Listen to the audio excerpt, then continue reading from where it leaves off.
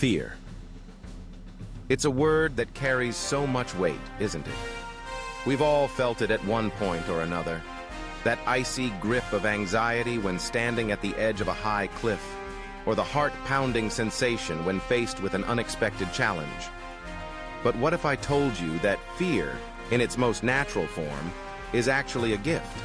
A built-in warning system designed to keep us safe and sound? It's true. The purpose of natural fear is to build in a bit of caution, and understanding this can change how we navigate our lives. Think about it for a moment.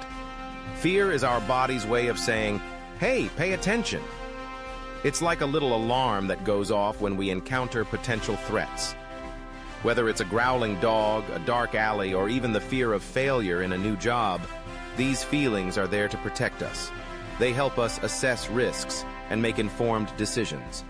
Without fear, we might charge headfirst into dangerous situations, oblivious to the consequences. It's our evolutionary survival mechanism. Imagine our ancestors running from saber-toothed tigers. That rush of fear? It saved lives. But here's where it gets interesting. Fear can sometimes feel overwhelming, and it can lead us to irrational thoughts. We've all been there, right? That moment when your mind spirals out of control and suddenly you're convinced that every little thing is a catastrophe waiting to happen. But what if we learned to manage that fear instead of letting it manage us? What if we could flip the script and use fear as a tool for growth? When we recognize fear for what it is, a natural response, we can start to harness its power. Instead of letting it paralyze us, we can use it to fuel our motivation. Think about the last time you felt scared about something. Maybe it was giving a presentation at work or going on a first date. That fear can be transformed into energy. It can push us to prepare more, to practice, to step out of our comfort zones. It can be the catalyst for personal growth. Let's take a moment to reflect on some common fears. Fear of rejection, fear of failure, fear of the unknown. These are universal experiences. They connect us as humans. We all have dreams and aspirations, but those fears can sometimes feel like walls closing in on us.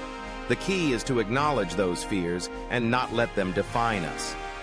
Instead of saying, "I can't do this because I'm scared," we can say, "I'm scared, but that's okay. I'm going to do it anyway." When we approach fear with curiosity instead of dread, we open up a world of possibilities. We can ask ourselves, what's the worst that could happen? And then counter that with, what's the best that could happen?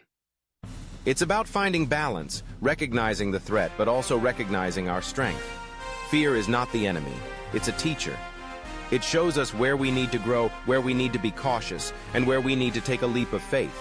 It's a reminder that we're alive, that we care, and that we're capable of so much more than we often give ourselves credit for. So the next time fear creeps in, don't run away from it. Embrace it. Use it as a stepping stone toward your goals. Remember, fear is just a part of the journey, not the destination. And when we learn to dance with our fears, we can truly live our lives more fully and confidently.